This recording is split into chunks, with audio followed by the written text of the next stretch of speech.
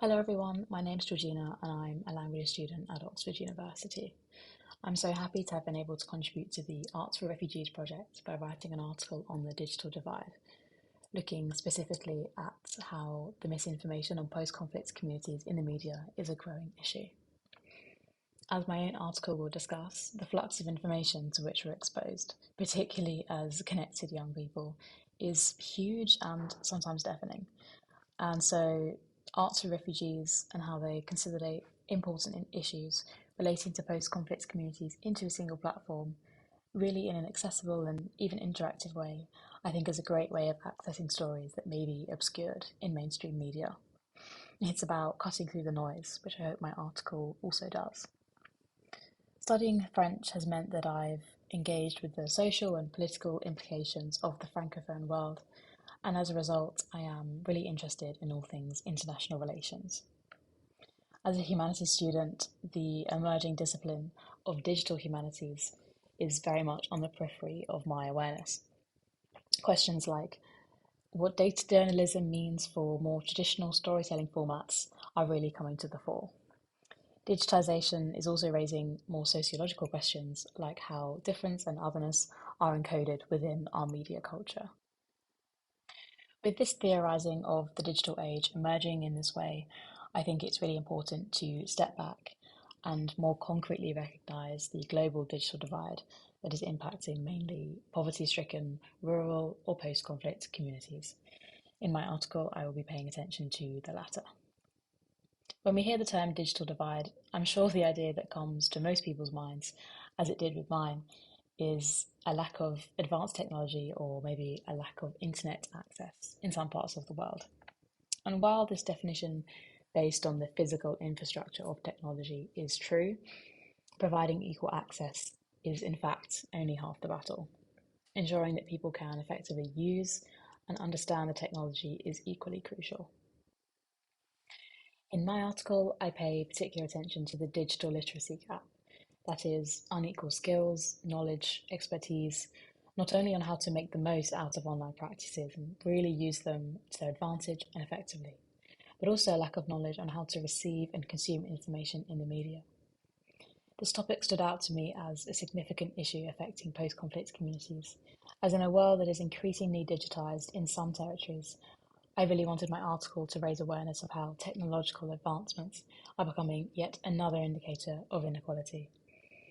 Post-conflict communities in a vulnerable and precarious situation are particularly affected by this. Turning now to the specifics, my article looked at the digital literacy gap in relation to the impact that it has on the spread of misinformation on refugees or post-conflict communities. This manifests in two main ways that I look at. Firstly, without the technological expertise to document digitally their own experiences, these communities can't contribute to the online narrative constructed about them. I look at the internally displaced population in Nigeria to illustrate this point.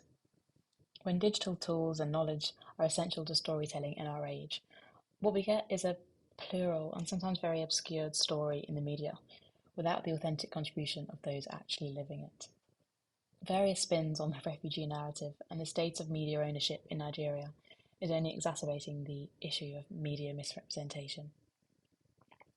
A second way that post-conflict communities are being affected is in the spread of disinformation. I look at the deliberately harmful fake news on Syrian refugees in Lebanon. Here, the digital literacy gap is in relation to inadequate teaching and understanding of how to identify false narratives. There is effectively a gap in the media narrative for coverage on migration-focused issues and a way to challenge anti-refugee sentiment. I think that it is really important to address the digital divide and misinformation in the media from a human perspective, rather than solely looking at it as evidence of economic disadvantage or underdevelopment in parts of the world. In my article, I touch on the fundamental human needs being threatened by this issue. The false stories on Syrian refugees are undermining their need for connection and acceptance. With the spread of hate speech online, the divisions between refugee and host communities in Lebanon are only solidifying, giving Syrians increasingly less chance to integrate and feel accepted in their new society.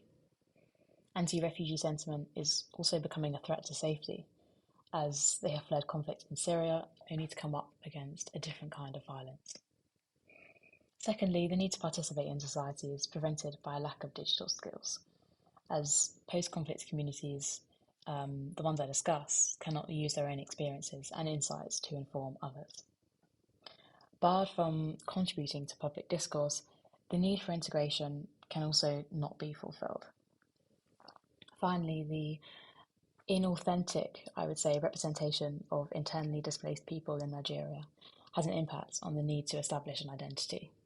Without their own input in the narrative, these communities may struggle at re-establishing an image of their collective identity in an autonomous way.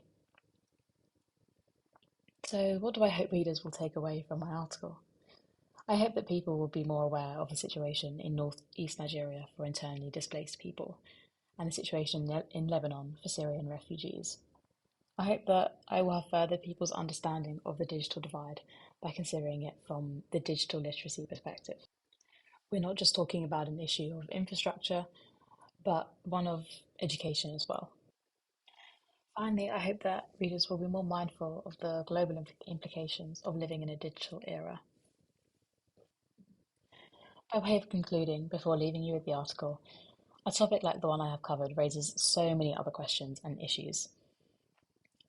For example, the particular vulnerability of women and children to the digital divide, a topic that warrants much more research and that I did not touch on in the article. One might also question the responsibility of the actual social media platforms to take a firmer stance on removing hate speech published online. I hope that you will learn something from my article and that it will give you possible pathways like these for further research. Thank you so much for listening and enjoy reading it.